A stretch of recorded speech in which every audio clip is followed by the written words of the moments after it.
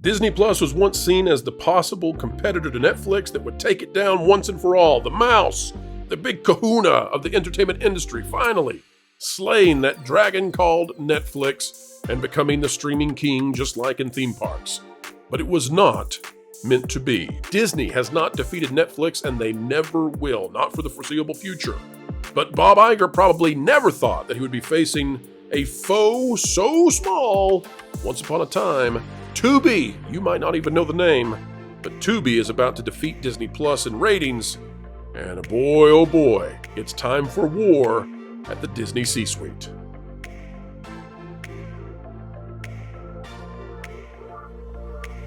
Hello folks, welcome back to the Pro Channel, the place where we explain entertainment, keep you ahead of the culture curve, and tell you that Disney's wishing on a star. Doesn't matter how small they are, they want to stay ahead of Tubi. Because if Tubi beats Disney, investors are going to notice. Folks, we're noticing. We're bringing it to you. We're bringing you a panel to talk about it that's awesome. This is one of my favorites. Don't go anywhere.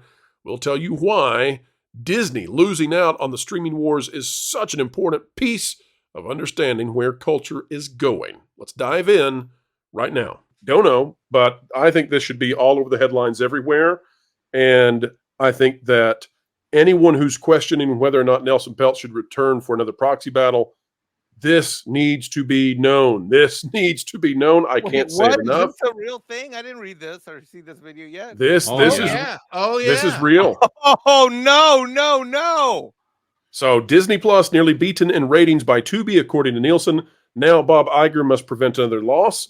Jonas, tell folks out there about that wonderful account on Twitter/X who has helped us in researching this. That would be Mac, and I think I might have seen Mac in the audience earlier today, but the Twitter account is now it's known, NOWITSKNOWN. It is an account that has a laser-like focus on streaming and a little bit of culture war in there. But we always go to Mac to confirm any of our streaming stuff, especially when it comes to ratings of streaming issues. I don't know what the motivations of Mac are, but always brings receipts. Excellent follow for anyone who's hoping to follow that kind of stuff.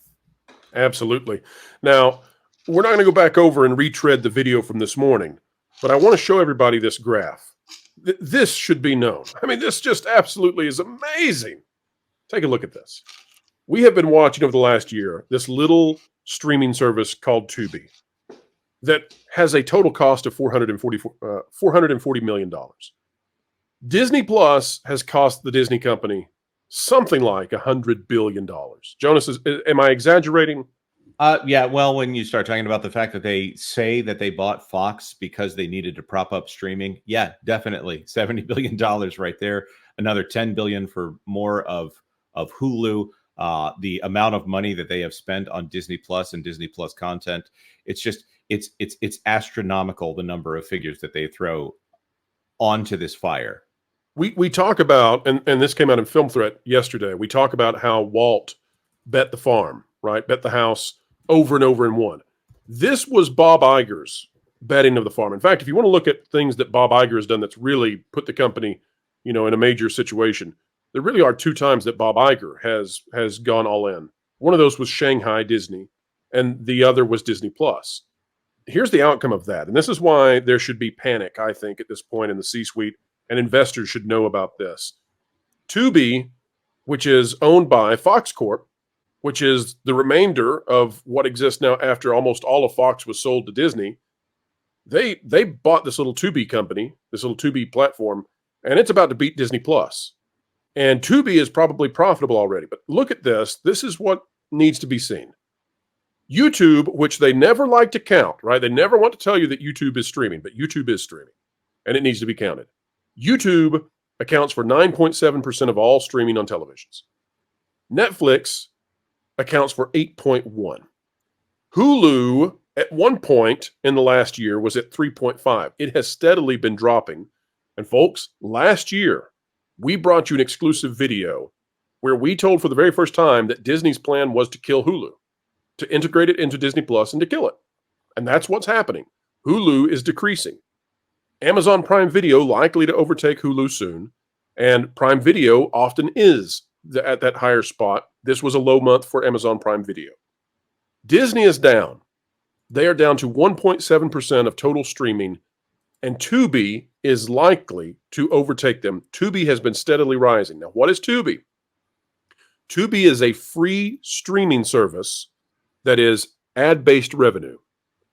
And because of that, the big scoop out of this article is Disney Plus may be forced to offer a free version of itself that has 24/7 cable-like channels that are focused on particular topics. Okay, so like a Simpsons channel, like a Family Guy channel. And what is amazing about this is that Disney was chasing after Netflix for subs. Now they're defending their flank against Tubi. And this is getting really complicated, all of these different tiers of membership for Disney Plus. And it bears repeating here. Jeremiah Hembry corrected us on this on a Extra Magic Hours live stream. They essentially have no content to speak of that they put onto Tubi. No original content other than a few horror titles, which everybody knows those are dirt cheap to make. So all of that money that Bob Iger has been putting towards Disney Plus content is essentially useless. Right. So Disney Plus is losing viewership. This whole subscriber thing, with everything moving to ad revenue, this whole subscriber thing is just a non-starter. Like, drop it. It doesn't matter. It matters how much people are watching your stuff. And Netflix and YouTube are dominating Disney, and Tubi might join them. And it's going to potentially force Bob Iger to change the whole business model of Disney Plus. That's going to be expensive. And you might say, oh, come on, Pro, they're not going to make a free version of Disney Plus. Well, that's kind of what we thought too, until a source showed us that apparently they've been running a prototype on their ABC app. So I want to hand it to the panel now. I don't want to retread the topic from this morning. But Mike, are you shocked that a little known streaming service called Tubi is bigger than Disney Plus potentially the next month or two? Yeah, I'm sorry I didn't prepare for this. I didn't realize that you had a video on this, but I'm just reacting live to this. To me, there's at least two, if not three things that stand out. Number one is cost, because I know that Disney Plus, God, what would it be? 80, 90, 100? I'm not sure, but it's a lot of money that Disney Plus is cost in terms of billions of dollars of acquisition and losses and in getting that app up. These guys, this is like the cost differential is just like, pennies on the dollar in terms of this app versus that. The other thing that stands out to me is that for everybody's greed of wanting to be another Netflix, at the end of the day, Tubi is essentially a broadcast model over a digital delivery vehicle. Exactly. I mean, and that is what's worked forever. Script Doctor, my buddy, and others talk about this exhaustively, which is that, this model that started in the 50s and was solidified by the 60s and 70s is essentially the same model that's always worked. Older radio. Yes. Good. You're right. Radio. That's right. Lou's right. And so what this says is that this entire streaming war was a battle for nothing. It's money blown and spent on literally nothing. Vaporware. It reminds me of all those .com companies around the year 2000 that spent so much money and they were just, like, what are we talking about? We're basically talking about a delivery medium that's, a Word fax perfect. machine. Yeah, Right. exactly. Right. And I'll just point out that these kind of apps and these kind of free with ads systems that were under television channels and broadcast networks, those existed before Disney Plus ever came onto the market. Right. I obviously I went back and I looked, because if you have a YouTube TV login, you get all kinds of extra little TV everywhere logins, but you don't even need it to use most of the ABC app where they're testing this out. As things like, and forgive me, I don't want to bore you all with a list, but very specific micro channels, of course, like ABC News is on there. There's a 2020 channel, again, going to that idea of micro IP, ESPN 8, The Ocho, Wicked Tuna, entire channels dedicated to Cesar Millan, Dr. Pol, those are To Catch a Smuggler, National Geographic brands. And then if you want to log in, you can get FX and all of that stuff, or the ABC affiliates that they own outright here. So I wonder if they are already profitable, that this little ABC app experiment here is more profitable than the entirety of Disney Plus at this point. that's where, your comments are perfect, because that's where I was going to go to in my third comment, which is that if all they've got, no, they're perfect, because you said it more eloquently than I could have. Because there's no way that the license, it's very easy for the licensing fees paid, which is essentially their cost of goods sold, to be covered by the ad revenue of this free app, because that's the model that everybody's moving to, and that's the model that's always worked. Oh my God, I would love nothing more than for these guys to get slammed in the ratings, because at least these ratings they can't argue with, because they're backed with dollars from the advertising revenue. Anyways, Lou, what were you going to say? I'm sorry. Oh, I was going to say that not only, as I said, does this go all the way back, but consider this. If Disney Plus had begun strictly as a free with ads medium, would it still have made sense to spend as much as they did on all these failed series? No. Just like as a box office medium, it didn't make sense to overspend on all these movies. They don't have they have a spending problem. They are a shopaholic, whether it's buying Fox or doing reshoots for years or anything else.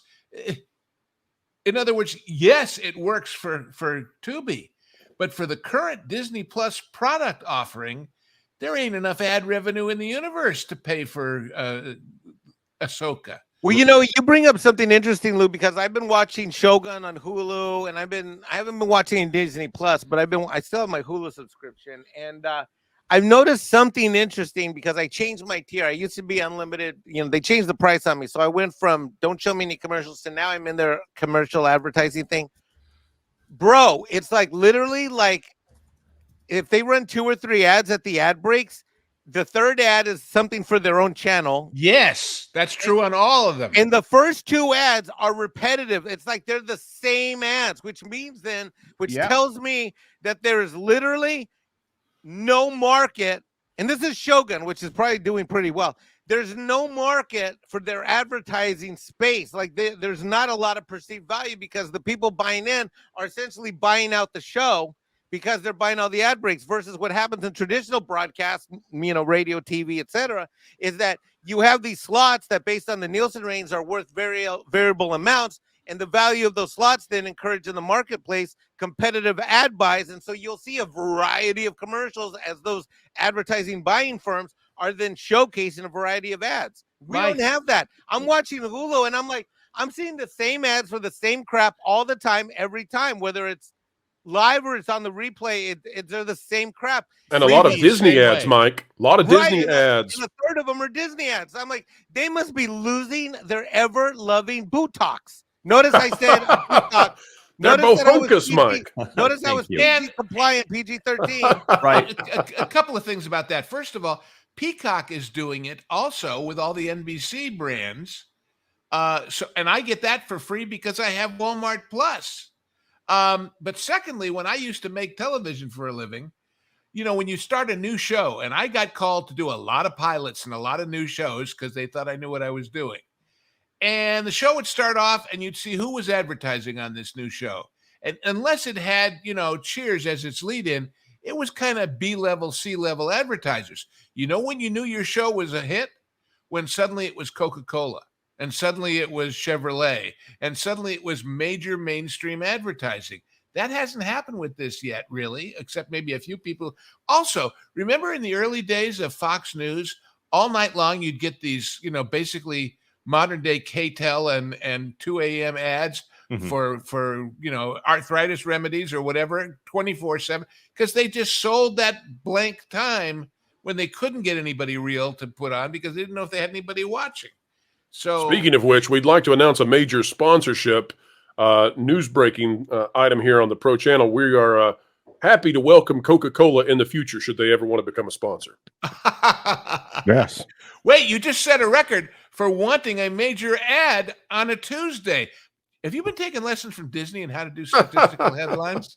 And folks, we are at an end yet again. A video of excellence brought to you by you, because you're the electricity. Every time you watch a video on the Pro Channel, you help us make even more content. And we believe it truly matters, because explaining entertainment and keeping folks ahead of the culture curve is a worthwhile endeavor. Thank you for joining us. Folks, On the way out the door, consider clicking the like button, share, subscribe, click it, stick it to the algorithms.